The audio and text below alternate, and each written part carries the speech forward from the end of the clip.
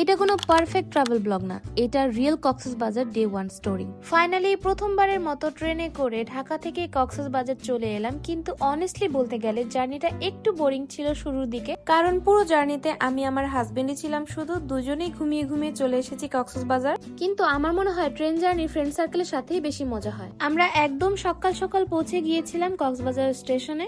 কক্সবাজার পৌঁছেই আপনার আমার সবার প্রিয় এই রাস্তাটা ধরে চলে যাচ্ছি হোটেলে। এই রাস্তাটা আমার অসম্ভব ভালো লাগে, প্রতিবারই দেখি প্রতিবারই মুগ্ধ হয়ে যায়। আমার মনে হয় এই রাস্তাটায় জাদু আছে। হোটেলে চেক ইন করে ফ্রেশ হওয়ারও টাইম নিলাম না, ডিরেক্ট চলে গেলাম সমুদ্রে। প্রথম কাজ সমুদ্রের জলে পা ভিজিয়ে নিলাম। এই ফিলিংসটা অনেস্টলি এক্সপ্লেইন করা যায় না।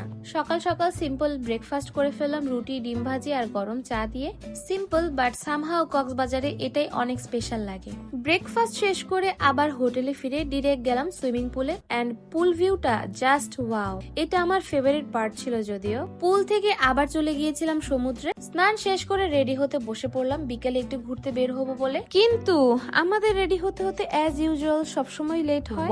বিকেলের প্ল্যান ছিল সানসেটটা এনজয় করব, বাট আমাদের অনেক লেট হয়ে গিয়েছিল। কিন্তু তারপরও দুই একটা ভিডিও ক্লিক করতে পেরেছি, এটাই অনেক। এরপর আবার হোটেলে ফিরে চেঞ্জ করলাম, দেন কিছুক্ষণ রেস্ট করে আমরা চলে গেলাম ডিনার করতে। খাবারটা কিন্তু অনেক মজা ছিল। এরপর আমরা আরো কিছুক্ষণ ঘোরাঘুরি করে হোটেলে ব্যাক করি। সো এই ছিল আমাদের কক্সবাজারের ডে 1। নেক্সট ব্লগে আরো ফান, আরো এক্সপ্লোরেশন থাকবে।